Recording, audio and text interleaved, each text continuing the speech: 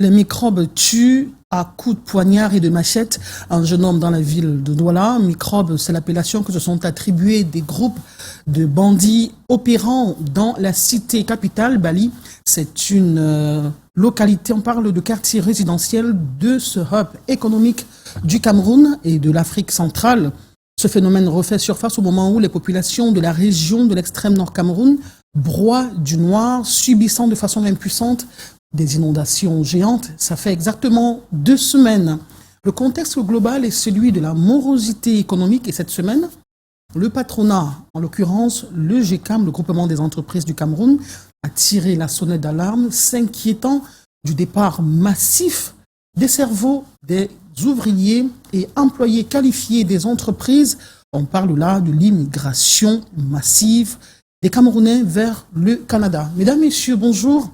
Heureuse de vous retrouver dans le cadre de ce rendez-vous dominical, l'émission qui vous permet de revivre les faits d'actualité ayant marqué la semaine. Bienvenue, c'est Canal 2 International.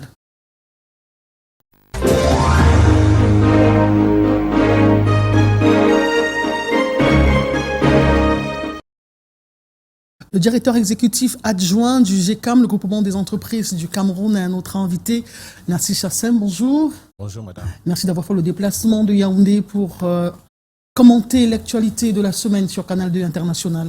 Okay. Alors, vous arrivez dans une ville où les populations sont encore sous le choc après l'assassinat brutal de ce jeune homme. C'est au quartier Bali, je l'ai dit, c'est un quartier résidentiel de la ville de Douala. Et c'est la 2e fois en l'espace d'1 mois.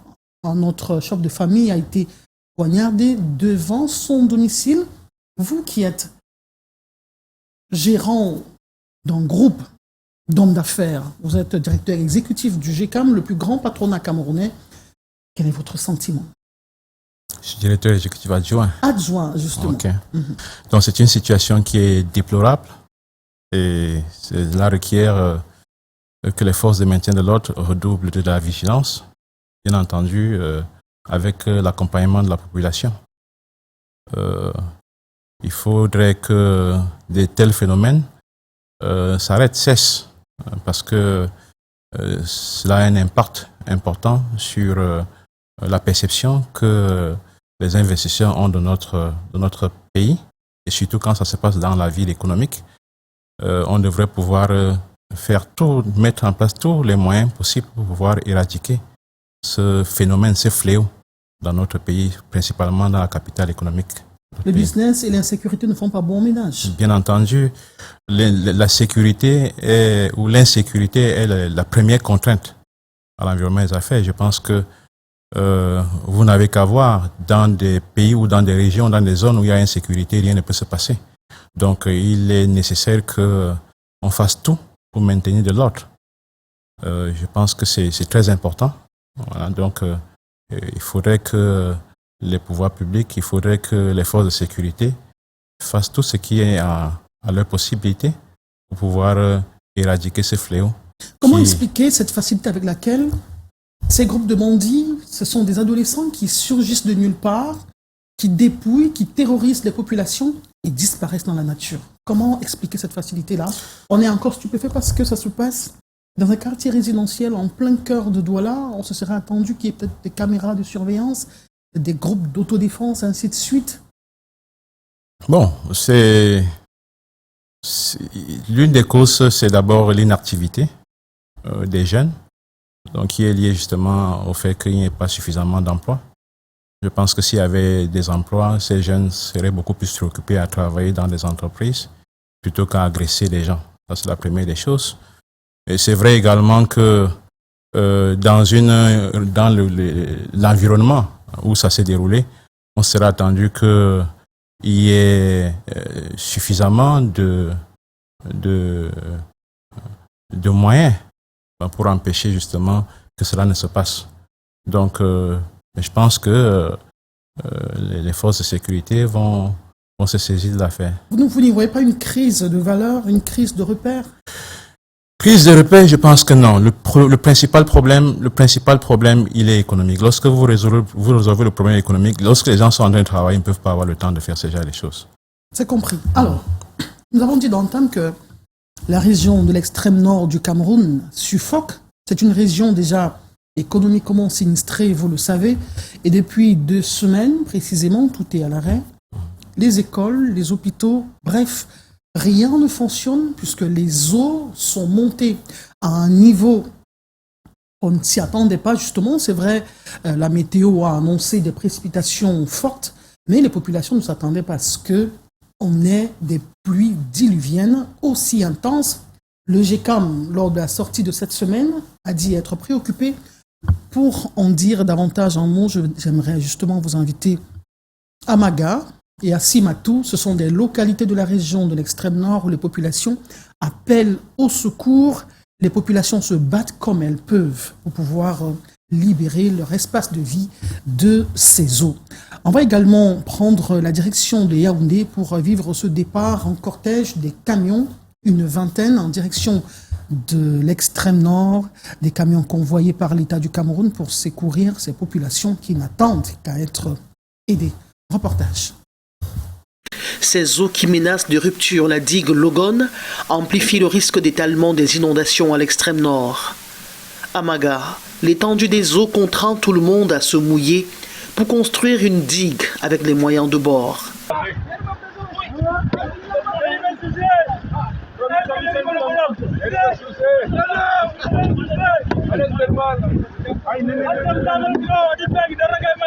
De l'autre côté, on creuse pour canaliser les eaux.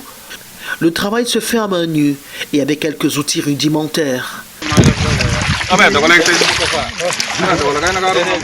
Plus loin, au village Simatou, les cultures sont terrassées, les écoles inondées, les maisons détruites. Seules quelques-unes résistent debout. Les personnes du 3e âge dorment à la belle étoile. C'est la désolation à Simatou. Même pour aller à Maga, c'est avec la pirogue. Toutes les maisons sont détruites. Même pour allumer le feu, pour manger, il n'y a même pas la place. Donc nous ne sommes pas des oiseaux dans Simatou ici. Nous ne sommes pas des canards. Nous ne sommes pas des hippopotames. Nous sommes des hommes et à pitié envers nous aussi. Même les autorités municipales ne savent plus à quel sens se vouer. Vous trouvez à moi un conseiller municipal dépassé par les événements, un conseiller municipal qui a vu ses parents et ses frères souffrir dans l'eau, avec beaucoup de dégâts, comme vous avez vu, des maisons cassées, des plantations détruites. Chaque année, Simatou et Sirlavé, même Malka, subissent les mêmes effets d'inondation. De part et d'autre, c'est des appels à l'aide pour sortir Maga et les villages environnants de ce trou noir. J'appelle vers les pouvoirs publics pour que les pouvoirs publics puissent venir refaire nos routes, refaire nos caniveaux détruits. Ça, ce sont nos principales doléances. L'école n'a pas repris depuis la rentrée des classes. Les populations laissent compte d'ici le mois d'octobre, si les eaux libèrent les routes et les écoles. En file indienne, 22 camions en route pour Yagua, à l'extrême nord. Top départ donné par le ministre de l'administration territoriale ce 17 septembre au boulevard du 20 mai, à Yaoundé. Il y a 12 camions qui vont également partir de Garoua pour Yagua. Nous avons déjà 12 camions également stationnés à Maroua. Donc cet élan de solidarité, c'est des actions fortes. Dans chacun des poids lourds, du matériel de couchage, des denrées alimentaires et kits sanitaires pour les 4300 sinistrés des inondations du Mayo Danaï et du Logon Echari. Nous vivons des situations qui sont extrêmement complexes et nous devons dorénavant prendre en compte que le changement climatique est une réalité et ces éboulements, ces inondations viennent de manière imprévisible, mais nous devons être outillés et nous devons surtout s'installer dans la logique présidentielle. Ça veut dire anticiper et prendre les mesures de prévention. Depuis la survenue du drame il y a quelques semaines, la cagnotte débloquée par le président de la République s'est accrue. Il y avait d'abord 350 millions, ensuite 500 millions, ensuite 800 millions et nous sommes à peu près à 1 milliard 900 millions de francs CFA, des dons déjà débloqués par le chef de l'État en faveur des populations sinistrées. C'est un message clair que le chef de l'État, son Excellence Paul Biya, fait ce qu'il dit et dit ce qu'il fait. L'aide est donc en route pour un voyage qui s'annonce long et périlleux. 1230 km à parcourir en 3 jours.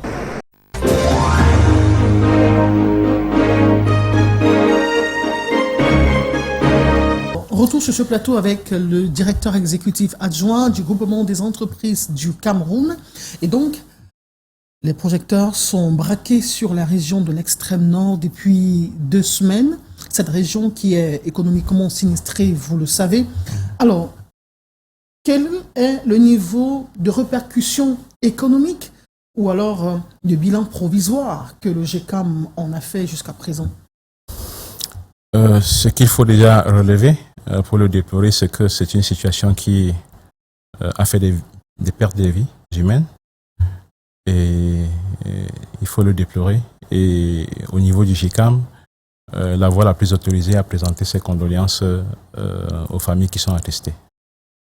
La deuxième chose qu'il faut, c'est Célestin le président, lors de sa dernière sortie.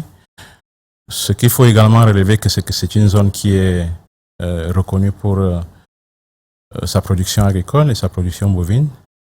Et donc aujourd'hui, le bilan provisoire est que nous avons plus de 10 000 hectares de cultures qui ont été inondés. Et nous avons des bovins qui ont été engloutis par des eaux. Et donc, les répercussions à court terme, c'est davantage sur les populations. Nous avons aujourd'hui une estimation de plus de 200 000 personnes qui ont été touchées par le phénomène. Certainement, c'est beaucoup plus que cela. Voilà. Nassis Chassem, il y a des institutions de protection civile au Cameroun, des politiques justement pour encadrer ce type de phénomène. Dites-nous, comment appréciez-vous le dispositif d'anticipation qui est mis en place, le dispositif de gestion des crises et même de prévention? Parce qu'il faut le signaler, plusieurs milliards de francs CFA sont perdus chaque année du fait de ce phénomène hydroclimatique. On parle justement des inondations. Ce qu'il faut déjà aussi relever, c'est que ce n'est pas la première fois que cela arrive dans la zone. Donc, on se serait attendu qu'en principe, avec les changements climatiques, que le phénomène soit plus important. Et donc, en principe, les pouvoirs publics devraient pouvoir alerter sur cette situation-là, notamment à travers un certain dispositif de prévention. Donc, que cela arrive, ça veut dire qu'il y a un sérieux problème de veille climatique. Il n'y a pas un dispositif qui est approprié, peut-être pour sensibiliser, pour informer les populations, pour surveiller en fait le climat et alerter les populations qu'il y aura un tel phénomène pour pouvoir limiter en fait les dégâts. Donc cela pose un problème. Ça fait plus de 10 ans qu'il y a eu des constructions, des digues sur cette partie du Cameroun. Plusieurs milliards de francs CFA ont été investis.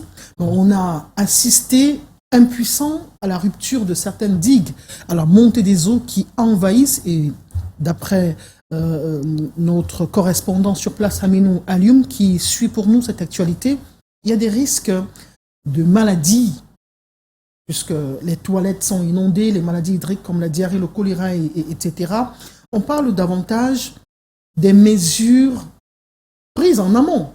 Est-ce qu'elles sont suffisantes pour atténuer le niveau des inondations que nous vivons tous les ans pratiquement dans la région de l'extrême nord?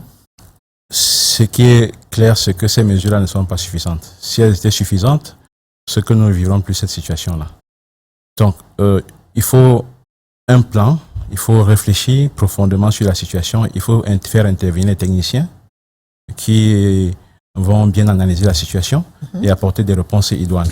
Si nous sommes dans une telle situation, cela veut dire que il y a, au préalable, on a certes englouti des milliards, mais on n'a pas tenu compte d'un certain nombre de choses. Peut-être on n'a pas travaillé avec les personnes qui sont indiquées, les spécialistes de ces phénomènes, les spécialistes qui ont la compétence pour pouvoir réfléchir et pour proposer des bonnes solutions pour ce genre de phénomène. Ok, on a compris.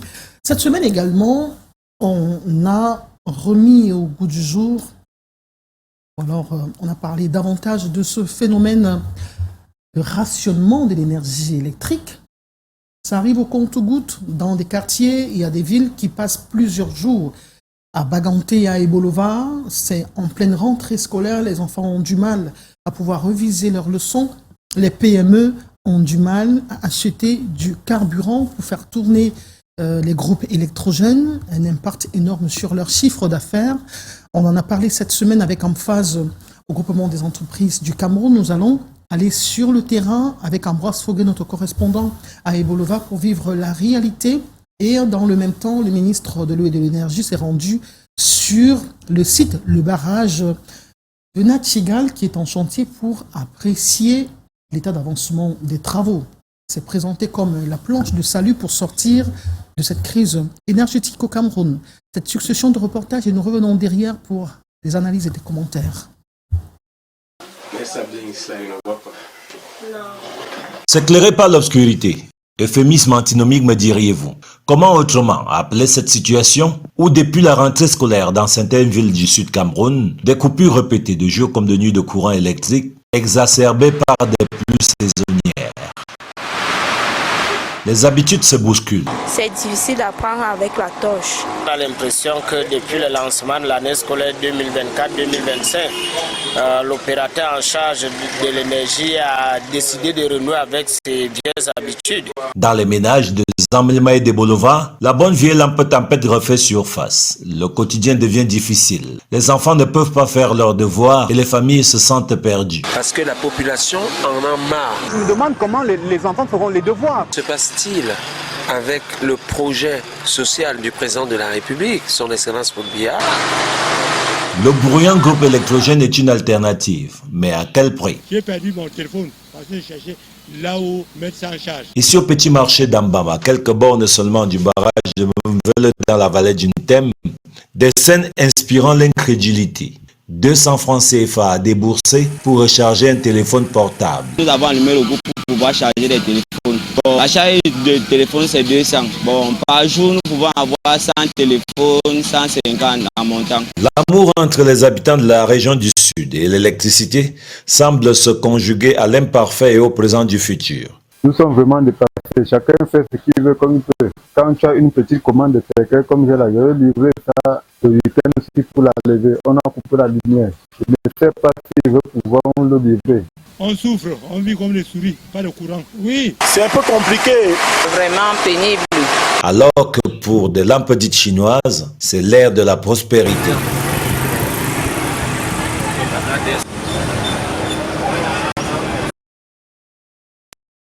Dans cette salle, les 3 premières turbines mises en service tournent à plein régime.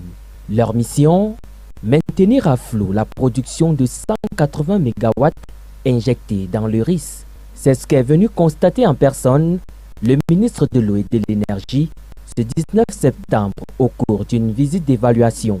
La 4e turbine prête attend que le bouton soit actionné à partir du cœur du barrage, niché ici dans la salle de commande. Si les voyants sont au vert pour le membre du gouvernement, la mise en service commercial programmée pour décembre 2024 va connaître un glissement. En octobre, on aura certainement avant la fin du mois le 4e groupe et les choses vont évoluer ainsi pour que au plus tard, fin janvier, que les 7 machines soient en production.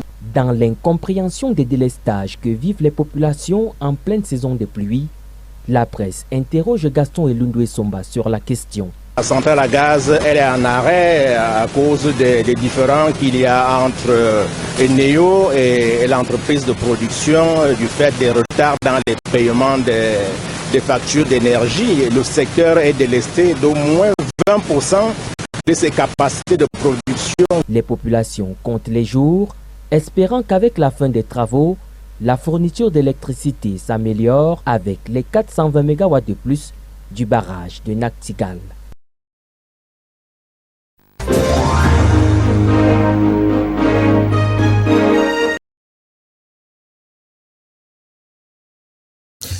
Eh bien, le Cameroun reste bien loin des 3000 mégawatts qui ont été projetés par les différents documents de politique publique. Le déficit énergétique reste criard, 40% de la population, pas d'accès à l'électricité. Les entreprises, quant à elles, au Cameroun, manifestent un besoin de l'ordre du 400 mégawatts.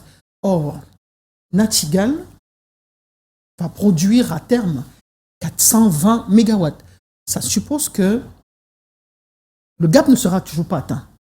Non, le gap ne sera pas atteint. Le déficit, il est très sera important. Pas comblé.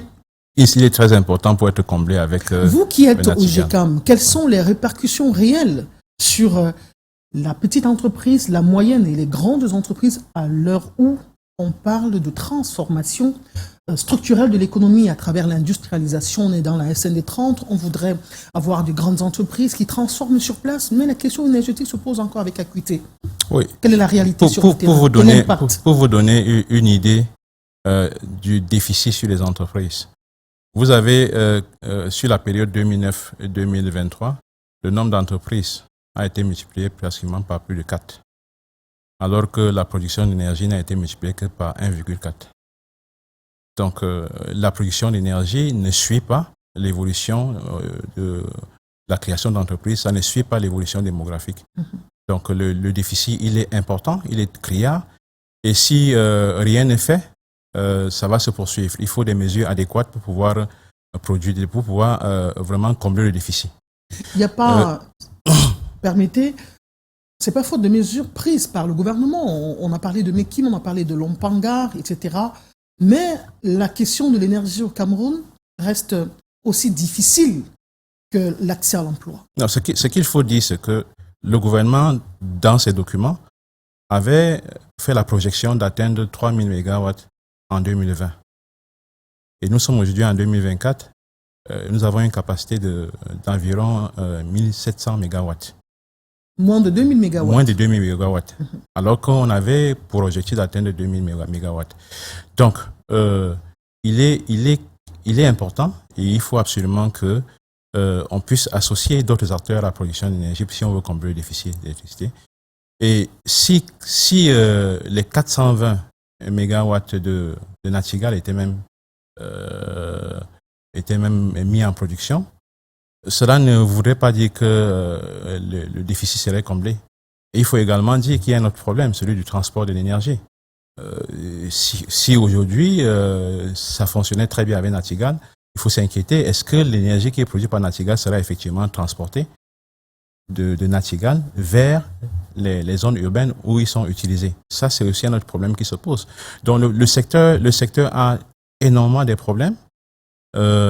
Et c'est vraiment une stratégie qui tient compte des autres acteurs, des différentes autres sources d'énergie qui peut résorber la situation. Les PME, l'impact, il est colossal sur les PME. Et vous savez, sans énergie, vous ne pouvez pas faire de la transformation structurelle, comme vous l'avez si bien dit. Sans énergie, vous ne pouvez pas avoir un taux de croissance de 2 chiffres. Sans énergie, vous ne pouvez pas résoudre les problèmes de pauvreté. L'énergie, c'est un facteur. Si vous n'avez pas l'énergie, vous restez pauvre.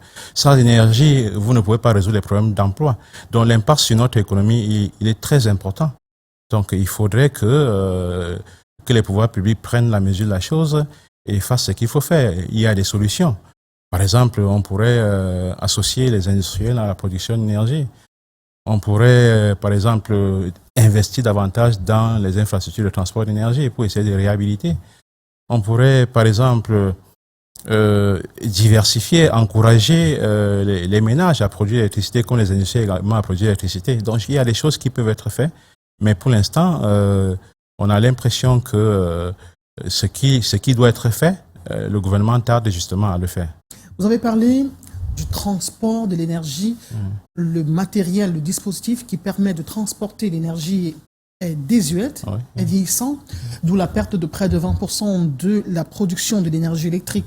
Eh bien, le GECAM reste le principal interlocuteur du secteur privé qui, avec l'État, justement, il y a des rencontres qui se multiplient. Avez-vous le sentiment que les préoccupations portées par le GECAM soient entendues et inscrites dans les politiques publiques?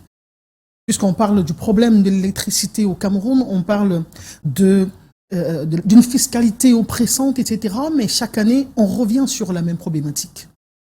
Les préoccupations du GECAM sont souvent prises en compte. À quelle proportion? Notamment, donner une proportion, je pense que c'est un peu difficile de donner une proportion, parce qu'il y a des réformes qui nous paraissent beaucoup plus importantes que d'autres. Il y a des réformes qui nous paraissent moins importantes, et c'est en général ces réformes-là que le gouvernement prend en compte. Vous avez, mais ce ne sont pas des réformes négligeables. Vous avez, quand on parle de fiscalité, il y a quand même des choses qui ont été faites pour améliorer le climat des affaires. Je pense par exemple à la question de la dématérialisation. Il y a eu également la baisse du taux d'impôt sur les sociétés pour les petites et moyennes entreprises.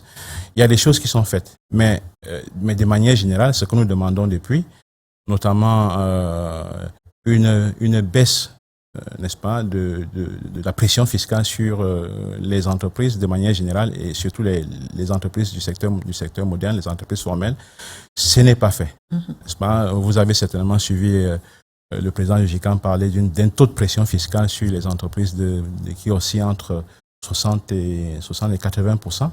Donc, il y a des choses qui nous sont parfois bien entendu écoutées par le gouvernement. Nos mesures sont parfois prises en compte. Mais certaines qui sont des mesures qui sont structurantes sont parfois délaissées.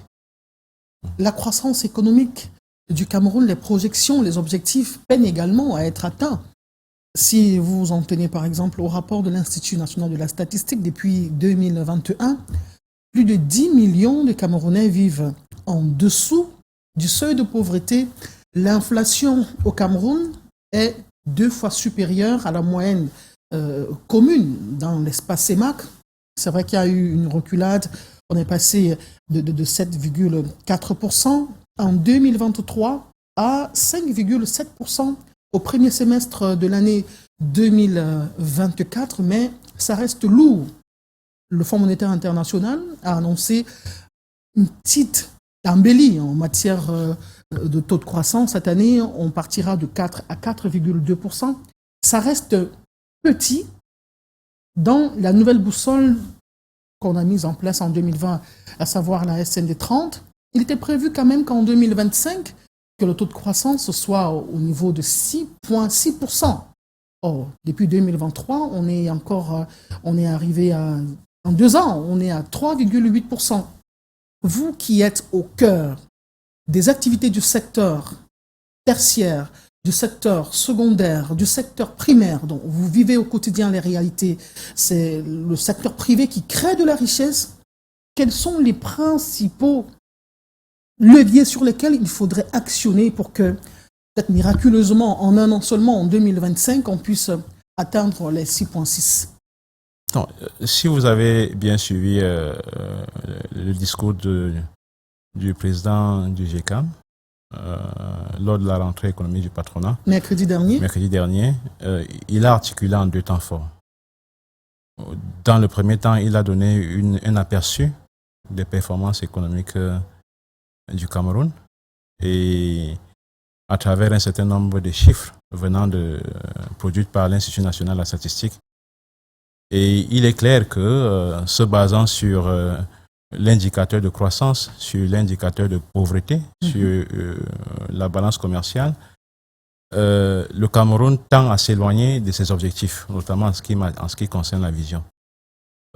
Nous avons une croissance qui est largement en deçà des objectifs du DSCE, du document de stratégie pour la croissance et l'emploi, et de la SND, Stratégie nationale de développement, nous avons, au lieu de réduire le taux de pauvreté, nous constatons que, au lieu de réduire le nombre de pauvres, nous constatons que le nombre de pauvres est en train d'augmenter, alors qu'on devrait, d'ici 2035, atteindre, d'après les objectifs de la vision, atteindre 3,5 millions de pauvres. Nous sommes passés de 8,5 millions en 2014 à 2014 à pratiquement 10,5 millions en 2021. Donc, nous tendons beaucoup plus à diverger plutôt qu'à converger vers les objectifs. Et dans le deuxième temps de son discours, il a donné les éléments qu'il faudrait mettre en place pour relever la situation. Il a donné presque 10 éléments. Et sur les 10 éléments, on peut prendre les principales. 2 ou 3. La principale, je pense que c'est d'abord l'énergie. Tout à l'heure, nous avons parlé d'énergie. Sans énergie, vous ne pouvez pas opérer la transformation qu'on souhaite. Sans énergie, nous ne pouvons pas atteindre la croissance économique. Ça, c'est la première des choses. La deuxième chose, ce sont les routes, les infrastructures routières. Les infrastructures routières ont un impact très important sur la production des entreprises. Vous voyez, les routes sont dans un état désastreux. Presque l'ensemble du réseau routier camerounais c'est dans un état Vous venez de désastreux. Yaoundé, vous avez vu des vertes et des palmures sur la route. Ouais, sur la route de Yaoundé, des nids de poules partout. Les infrastructures routières sont très importantes parce que c'est grâce à ces infrastructures qu'on va désenclaver les bassins de production, on va accroître la production agricole. Ça, c'est très important. Il faut régler le problème des infrastructures routières. Il faut régler le problème de la fiscalité. Il faut régler le problème de la fiscalité. La fiscalité reste un clou dans la chaussure des entreprises. Les entreprises sont vraiment étranglées par la fiscalité. Vous avez adossé à ça les contrôles vraiment intempestifs des administrations qui sont régulièrement. Les entreprises souffrent de ces contrôles-là. Nous avons enregistré, par exemple, au niveau de notre patronat, une entreprise qui, au courant de 2023, a reçu plus de 335 contrôles. 335 contrôles. En une année. En une année. Ça, c'est pas. Donc, il y a également les questions des délais de paiement. N'est-ce pas? L'accès au marché, notamment au marché public. Vous avez des entreprises, notamment les PME, qui réalisent des travaux, mais qui ne sont pas payés. Ils mobilisent toutes leurs ressources pour réaliser les travaux, mais qui ne sont pas payés à temps. Si vous avez des PME qui ne sont pas payés à temps, bien entendu, elles ne peuvent pas avoir les ressources pour pouvoir postuler, pour pouvoir accéder aux autres marchés publics que vous mettez à leur disposition. C'est peut-être pour réduire cette pression de la dette publique de l'État qu'on observe depuis janvier 2024, une réduction des offres dans ce sens. Vous avez parlé avec insistance de la fiscalité qui est agressive, qui est oppressante. On se serait attendu quand même que 10 ans après la mise sur pied, la promulgation de la loi incitative des investissements au Cameroun, promulguée en 2013 et qui entre en vigueur en 2014, d'après le rapport du président de votre groupement, près de 80% des entreprises qui naissent au Cameroun ferment boutique, déposent le bilan à la 3e année parce que tous les mois, au lancement, on va leur demander 5% de leur chiffre d'affaires. Qu'est-ce qui n'a pas marché?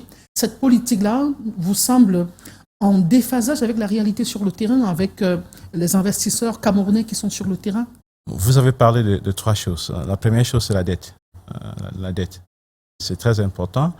La deuxième chose, c'est la loi sur les incitations à l'investissement privé. Mettons l'emphase sur la loi sur les incitations aux investissements et la morosité du climat des affaires. Si 80% d'entreprises doivent fermer boutique après 3 ans parce qu'elles subissent une pression fiscale, c'est qu'il y a problème. Pourtant, de l'autre côté, l'État fait des efforts. Il y a des lois pour inciter les Camerounais à investir, les Camerounais ou alors les étrangers à venir investir au Cameroun. Mais pourquoi ça ne marche pas? Donc, si on se focalise uniquement sur la loi, oui. Donc, c'est une loi qui, certes, au départ, l'intention était bonne. Mais aujourd'hui, quand nous évaluons la loi, on se rend compte que l'impact sur l'économie est largement en deçà de ce qu'on serait attendu. Et donc, si nous avons fait 10 ans après, il faudrait peut-être qu'on puisse se regarder dans les yeux et regarder également la loi, regarder si la loi est cohérente avec les objectifs de notre stratégie. Regardez quel a été vraiment l'impact réel sur l'économie. À côté de ça, faire une évaluation. Il est très important que nous puissions faire cela. C'est ça le problème. Et également, il faut dire que cette loi n'a pas que ce que les gens semblent penser que ça a des effets positifs. Les effets positifs sont très minimes par rapport aux dégâts que ça cause en termes de concurrence déloyale pour certaines entreprises. Donc, c'est une loi, certes, avec de bonnes intentions, mais il est important qu'aujourd'hui, 10 ans après, compte tenu de ce que nous avons fait comme évaluation de son impact, que nous puissions nous asseoir avec le gouvernement pour évaluer effectivement et voir ce qui ne marche pas. Et dans cette loi, nous avons des propositions à faire pour que la loi puisse effectivement bien marcher. C'est entendu, Nassis Chassem. Là où la route passe, le développement suit. Et là où le réseau routier est désastreux, le développement patine. Moi, j'aimerais dire quand même quelque chose sur la dette. Sur la dette. Si vous permettez. Ok, je vous concède j'aimerais dire quelque chose sur la dette. 45 secondes. Oui. Au courant des 10 dernières années, il est clair que la dette n'a pas été efficace. Parce que on a enregistré une très forte croissance de la dette. Mais aujourd'hui, on se rend compte que les intérêts, le remboursement de cette dette-là pèse beaucoup sur le budget de l'État et l'empêche justement d'investir dans les infrastructures. Donc la dette qui a été contractée, c'était contracté justement pour construire des infrastructures énergétiques, pour construire des routes. Mais on se rend compte que ça n'a pas eu les effets. C'est-à-dire que l'impact attendu de cette dette-là n'a pas été ce qu'on aurait souhaité. Donc le problème en soi, peut-être n'est pas la dette, peut-être le problème en soi réside au niveau de la manière dont on utilise la dette, beaucoup plus l'efficacité de la dépense publique. Et continuer à contracter des dettes dans un tel contexte, j'aime bien dire que si vous mettez de l'eau dans un seau qui est percé, vous n'avez absolument rien. Donc il est important que nous puissions d'abord nous consacrer sur l'amélioration et l'efficacité de la dépense publique, plutôt que de continuer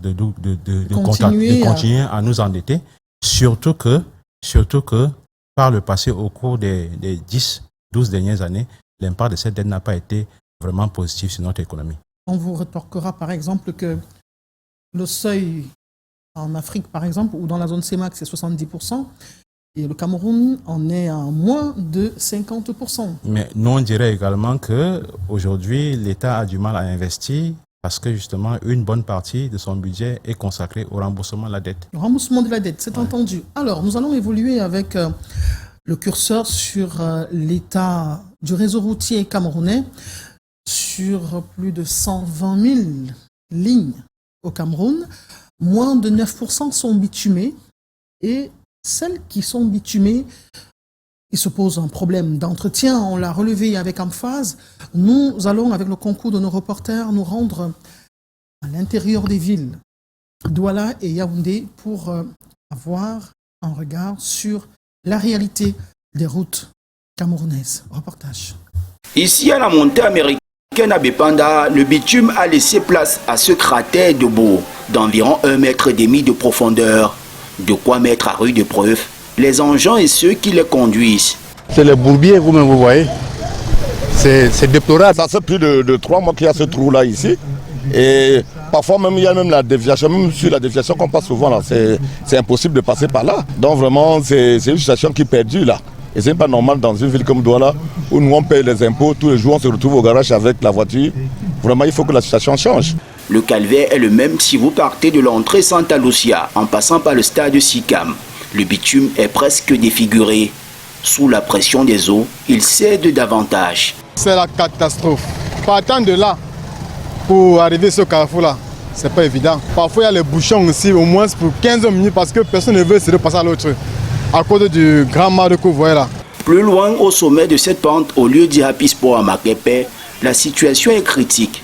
Au milieu de la route, des creux énormes paralysent la circulation. Ça choque, mais que faire, se demande cette riveraine. À chaque fois on arrange, ça se creuse toujours. Et parfois il y a des accidents là, des accidents très graves même. Quand on voit comme ça, ça nous fait un peu mal. Que ce soit à Douala 5e, 4e, 3e et 2e, un coup de pinceau reste attendu sur ces routes à l'origine de plusieurs maux.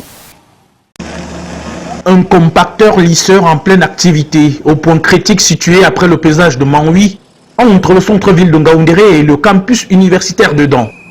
Un enduit à froid sur le bitume et le cratère est bouché par l'équipe du ministère des Travaux publics qui applique également un pansement adéquat sur les nids de poules. Cet enduit en enrobé à froid qu'on utilise, l'émulsion en bitume de 69%, c'est la non-pollution de l'environnement. C'est aussi la résistance parce que c'est un bitume, la prise est immédiate, c'est-à-dire environ autour de 5 à 15 minutes, la prise est immédiate. Pour le constater, on vient de finir une chaussée, elle est déjà mise en circulation. Vous avez demandé qu'il y avait quoi avant sur ces linéaires? Des déviations dangereuses, des dégradations avancées à certains endroits sur la couche de roulement. Conséquence, des accidents avec des pertes en biens et en vies humaines. On part au garage parfois 2 fois, 3 fois par jour. Maintenant, on doit remercier le ministre des Travaux. C'est rapide, ça ne coupe pas la circulation. On espère seulement que ça va être durable. Aujourd'hui, les automobilistes peuvent se risquer à appuyer sur le champignon. L'entretien confortatif est prévu sur tout l'axe Ngaoundéré-Garoua, dont le bitumage est très attendu. Les travaux de construction véritablement vont commencer courant premier trimestre 2025. Les experts de la BAD qui nous ont dit qu'en novembre, le conseil d'administration va siéger pour valider donc le financement. Les travaux sont réalisés en régie. L'ingénieur de l'État assure lui-même le relooking pour rassurer de la qualité de l'infrastructure immédiatement mise en service.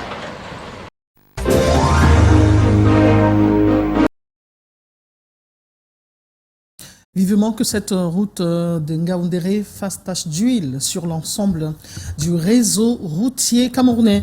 Eh bien, au 31 décembre 2023, le Cameroun comptait 10 225 km de route bitumée sur un linéaire total de 121 873 km, soit, je l'ai dit tantôt, près de 9% du réseau routier dans sa globalité. Il y a quand même des paradoxes qu'il faut relever. Des routes qui sont régulièrement en chantier, mais qui se gâtent au même rythme. Des routes qui sont parmi les plus chères et la durée de vie reste les plus minimes. Nassis Chassem, c'est quoi le problème? Quel est le diagnostic que vous en faites? Je sais qu'au GECAM, ça reste une préoccupation majeure, la question des routes. Bien entendu, c'est une préoccupation majeure. Parmi les contraintes à la croissance économique, parmi les contraintes à notre développement, tout à l'heure, j'ai cité les infrastructures routières en deuxième position. Le problème, c'est qu'on ne consacre pas suffisamment de budget pour la route. Ça, c'est d'abord le principal problème. On ne met pas suffisamment de ressources sur la construction et la réhabilitation de nos routes. Donc ça, c'est le problème. Nous avons, si on essaie de faire une estimation de ce qu'on devrait pouvoir mettre pour entretenir nos routes et pouvoir construire de nouvelles routes, ça prendrait pratiquement plus de 50% de notre budget. Plus de 50% du budget. C'est-à-dire aujourd'hui, nous sommes à près de 7 000 milliards. Il faudrait que chaque année, nous puissions consacrer près de 3 000 milliards pour pouvoir entretenir nos routes et pouvoir construire de nouvelles routes. Or, aujourd'hui, nous sommes à moins de 500 milliards que nous consacrons. Mais quand on écoute quand même combien coûte le kilomètre d'une route au Cameroun, ça ne fait pas lire comparé à d'autres pays. Le Cameroun, on a la main d'œuvre, on a Polytech, on a plusieurs écoles où on forme des techniciens en matière de ponts et chaussées. On a des carrières qui vous produisent quand même certains matériaux, le minimum pour répondre à ce type de besoin. Pourquoi ça semble être aussi difficile?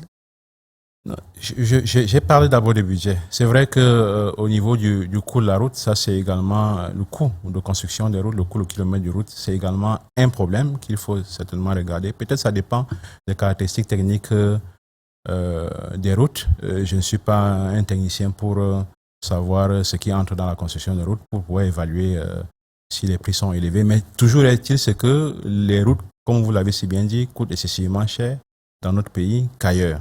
Ça, c'est même un constat qu'a fait la Banque mondiale.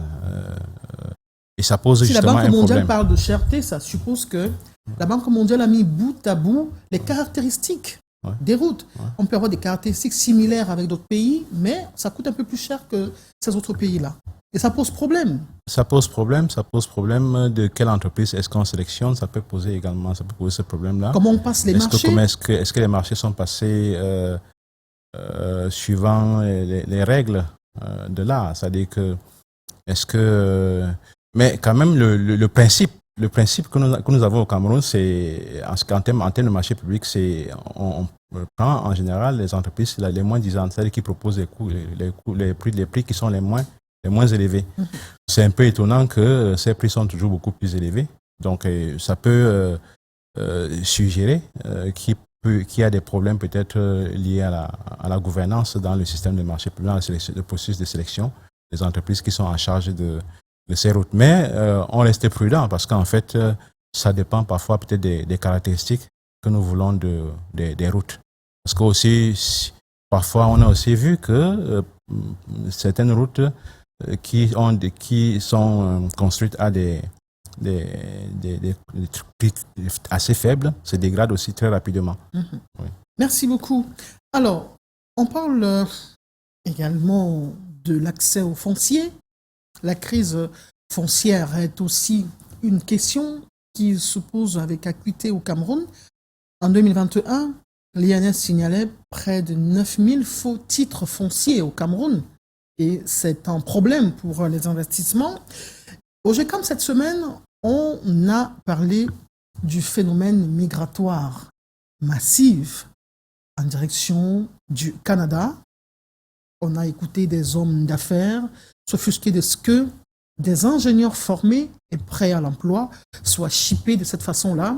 Et du jour au lendemain, on ne peut pas le remplacer. C'est un problème qui est posé sur la table et ils appellent justement les pouvoirs publics à s'y pencher et trouver une solution pérenne. Nous allons vous proposer cette succession de reportages avant d'en faire des commentaires et des analyses. 2 personnes sur 5 rencontrées à la cour d'appel du littoral de Bonanjo ont des problèmes de litige foncier. Un titre foncier que j'ai eu il y a 14 ans aujourd'hui.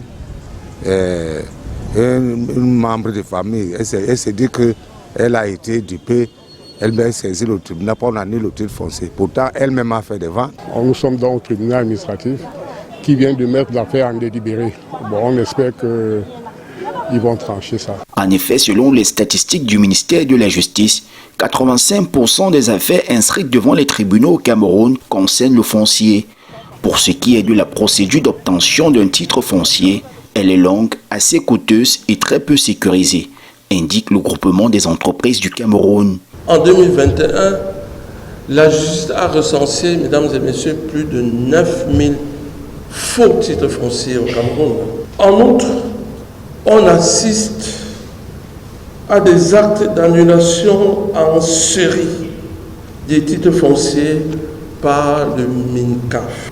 Aussi bien ceux appartenant à des personnes physiques qu'aux entreprises, en totale ignorance de l'impact négatif de ces agissements sur la sécurité juridique des affaires et des investissements directs étrangers. La situation angoisse et pour l'homme de droit, seul l'État peut siffler la fin de la récréation. Seul l'État peut résoudre le problème foncier au Cameroun. Ceux qui sont en train d'accumuler, accumulent pour leurs enfants. Mais ceux qui vont venir, on va les appeler des microbes parce qu'ils ne vont pas digérer. La terre est faite pour tout le monde et c'est la terre qui nourrit tout le Cameroun. Sans terre, il sera difficile de développer la contrée, dixit l'avocate au barreau du Cameroun. Entre 2022 et avril 2024, 26 900 Camerounais ont immigré au Canada. Dans cette masse, le patronat redoute la perte des ressources humaines qualifiées. Cela coûte 25 ans pour former un ingénieur. Nous avons des difficultés à trouver de bonnes ressources.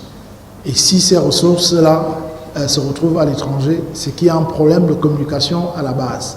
Est-ce que les opportunités d'emploi sont suffisamment mises sur la place, sur le marché de l'emploi pour que les gens sachent. Cette saignée impose dans l'urgence des mesures avec les pays d'accueil. Est-ce que le gouvernement est prêt à s'asseoir en face de ceux qui nous volent ces ressources pour dire ok, on ne va pas bloquer la mobilité internationale, mais lorsque vous venez piocher dans nos réserves, qu'est-ce que vous proposez en face? À ce premier rendez-vous de la rentrée économique du patronat qu'organise le GECAM, la politique fiscale est pour la énième fois mise au banc des accusés.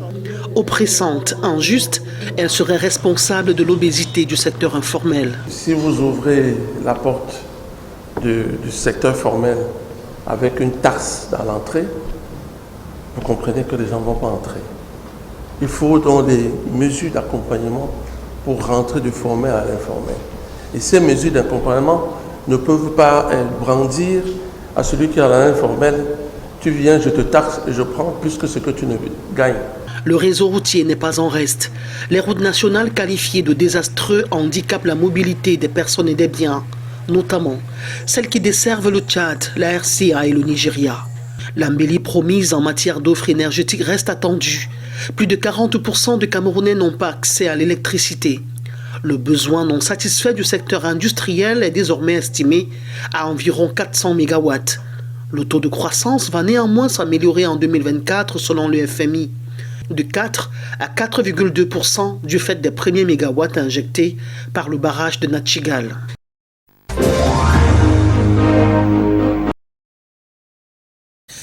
Merci beaucoup. Vous suivez le magazine La Rétro, le rendez-vous qui vous permet d'avoir un œil sur ce qui s'est déroulé en semaine. Vous avez peut-être été absent à la maison pour suivre le journal. La Rétro est consacrée à vous redonner le goût ou une idée de l'actualité de la semaine, pour le dire trivialement.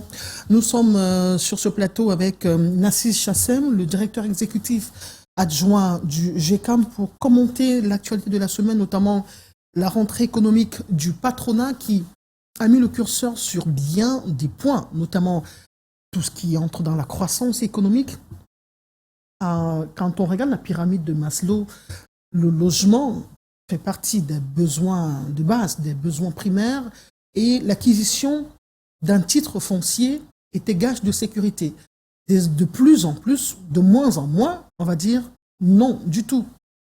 Et quand on a écouté l'avocate Madame Couillon, elle dit ceux qui s'accaparent des terres en n'en point finir, demain ils pourraient subir ceux qui ont été expoliés. Commentaire.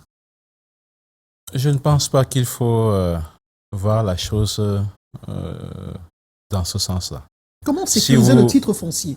Non, si c'est par rapport à la sécurisation des titres fonciers, il y a des expériences ailleurs, et je pense que le point central sur lequel il faut intervenir, c'est l'informatisation. Mais quitte à maintenant, si c'est une question d'acquérir les terres, la question c'est de savoir quand on acquiert des terres, c'est pourquoi faire avec. Si on acquiert des terres pour produire et pour créer des emplois, pour que tout le monde puisse travailler, c'est une bonne chose. Donc le problème n'est pas la quantité de terres qu'on acquiert, le problème c'est davantage ce qu'on fait de ces terres-là. Il y a des gens qui acquièrent des terres mais qui les laissent et qui ne les utilisent pas. Et c'est ça le véritable problème. Pour en faire une marchandise plus tard. Pour en faire une marchandise plus tard. Alors justement, la terre doit servir à produire. Or, ce n'est pas parfois le cas, et c'est ça qui fait problème. Mais si on acquiert des terres pour développer des grandes plantations agricoles, pour développer des usines, ça, par contre, puisque ça a un impact positif sur l'économie, sur la croissance, sur l'emploi, sur la pauvreté, je pense que ce sont des choses à encourager. Merci beaucoup. On a également parlé avec emphase du phénomène d'immigration massive au Canada. Le Cameroun est le deuxième pays au monde, après la France, où ses ressortissants sont les plus nombreux au Canada. Ça semble inquiéter le patronat camerounais, le GECAM. Quels en sont les impacts et diagnostic fait, quelles sont les causes de ce phénomène-là? On dit habituellement, on se sent toujours bien chez soi, mais si on arrive à abandonner le chez soi et de partir de façon massive, c'est qu'il y a problème. Effectivement, ça pose problème. Quel est le diagnostic que vous en faites? Ça pose problème. Et ce qu'on peut dire, les causes sont certainement multiples. Vous avez des gens qui sont formés et qui partent par la suite, parfois qui ne sont pas utilisés. Donc, nous avons un sérieux problème de rétention des talents.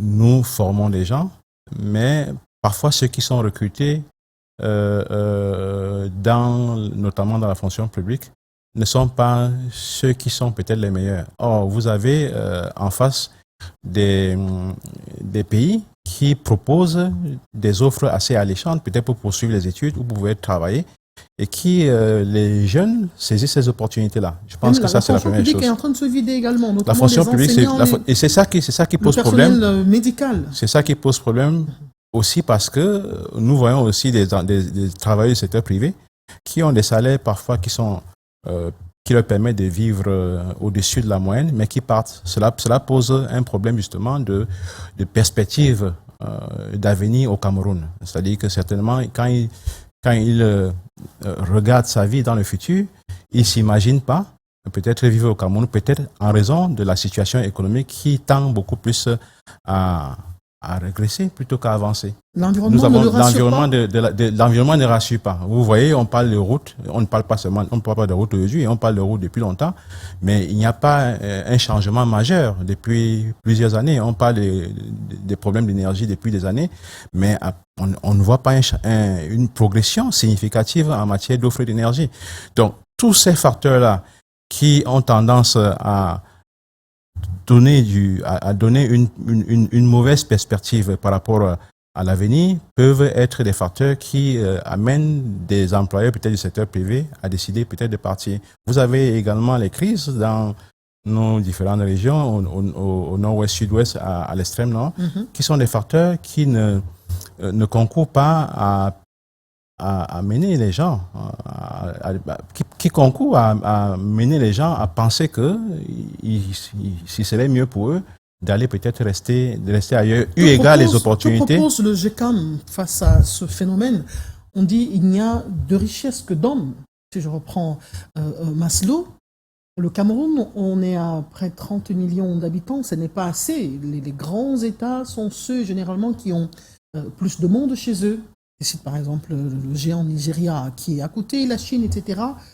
L'Indonésie, les pays d'Asie, mais que le pays soit en train de se vider, que propose le GECAM pour stopper la saignée? Je pense que vous avez les conséquences déjà sont assez importantes sur le tissu économique des entreprises. Donc, ce que nous proposons déjà, c'est que notre gouvernement puisse travailler avec ces pays-là. Parce qu'au-delà même du fait qu'ils partent, ils créent parfois des dégâts qui sont importants sur les entreprises.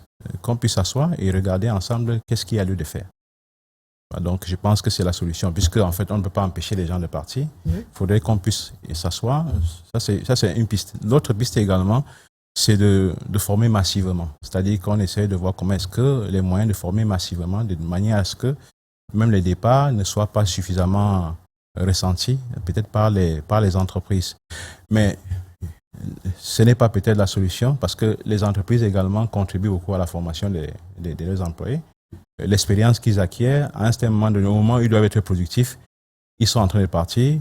La solution, nous pensons, c'est vraiment de s'asseoir avec les pouvoirs publics, avec les pays qui sont concernés, pour ensemble étudier les différentes possibilités de sortie d'une telle situation. Vous ne pensez pas à une nouvelle politique de redistribution du gâteau national, le 80-20, 80 qui subissent et 20 qui consomment ce qui devrait être redistribué à l'ensemble des 100%? Vous voyez la politique du 80-20. Oui, les inégalités, ça c'est un problème. Les inégalités, c'est également un phénomène qui s'est accentué au Cameroun. Donc la situation des inégalités n'a pas beaucoup changé. Peut-être ça peut résoudre le problème. Mais ce que nous disons, c'est que nous avons des employés qui travaillent dans nos entreprises, qui ont des salaires qui leur permettent de vivre décemment, mais qui partent. Ça pose un problème de l'environnement global, ça pose un problème de perspective. Voilà. Ça pose un problème également des discours. Il faut peut-être avoir de plus en plus, que les autorités puissent avoir de plus en plus des discours qui puissent de plus en plus lier la parole aux faits pour que nous puissions pas seulement avoir dans des documents de stratégie des projections, mais que ces projections soient des réalités sur le terrain.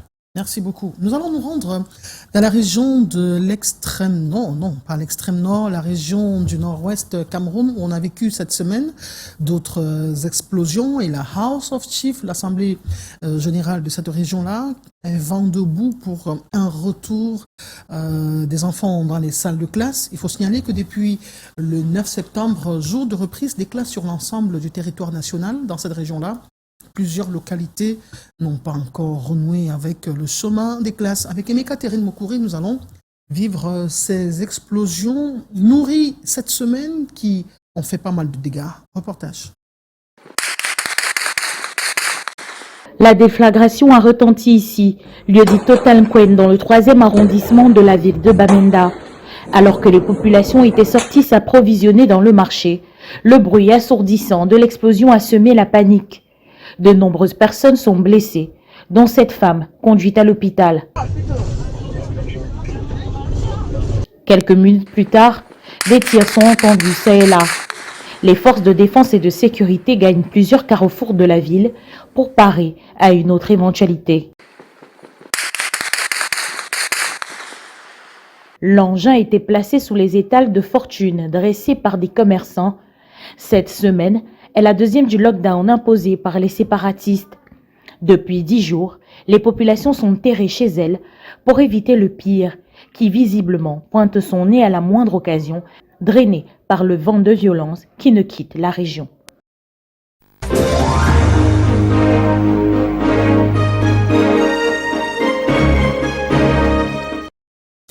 Nassis Chassem, nous tendons vers la fin de ce programme. Une question pour sortir.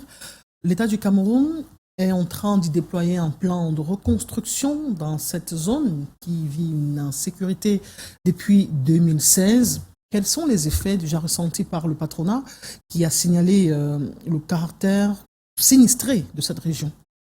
Donc, ce qu'il faut dire, c'est que... Sinistré économiquement? Oui, c'est des zones qui ont été déclarées sinistrées économiquement par le gouvernement.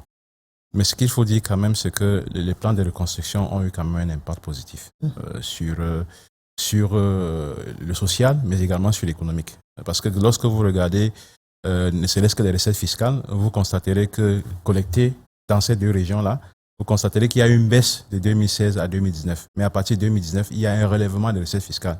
Ce qui est signe que l'activité économique avait repris du fait des plans de reconstruction. Lorsque vous regardez par exemple le nombre de salles de classe qui ont ouvert, justement, on voit qu'il y a une baisse jusqu'en 2019, mais après 2019, il y a une hausse. Ça veut dire que les plans de reconstruction ont eu un impact positif. Et le GECAM justement, s'est associé à ce plan de reconstruction, bien entendu, en apportant une contribution. Mais ce qu'il faut également dire, c'est que c'est une situation qui est instable. Instable, comme vous l'avez vu tout à l'heure, il y a des coups de feu. Donc, c'est une situation qui peut à tout moment dégénérer. Donc, il faut travailler à réduire les facteurs d'instabilité. Et le plan de reconstruction est un facteur d'instabilité, mais ça doit être également complété par d'autres actions qu'il faut mettre en place. Certaines parlent de dialogue. Peut-être il faut poursuivre avec le dialogue, mais il faut reconnaître que ce plan de reconstruction a eu un impact positif sur la situation dans ces deux régions. Porte des fruits. Oui. Merci beaucoup. Nous allons le retenir comme votre mot de fin de ce programme dominical, la rétrospective de l'information sur Canal 2 International. Nous vous disons merci d'avoir fait le déplacement pour commenter, analyser les faits marquants de la semaine, davantage sur le prisme économique. Je rappelle qu'il y a eu la rentrée économique du GECAM cette semaine, le groupement patronal dont vous en êtes le directeur exécutif adjoint. Merci d'être venu, Nassis Chassem. Oui, que vous remercie. Mesdames, Messieurs, nous vous disons également merci de nous avoir suivis de bout en bout. Cette émission est rediffusée le lundi à 9h. Quant à moi, je vous retrouve avec le même bonheur dimanche prochain pour vous livrer les faits qui ont marqué la semaine. Portez-vous bien et à très bientôt, mais surtout restez en compagnie des programmes du Canal 2 International qui se poursuivent et c'est 24h sur 24. Au revoir.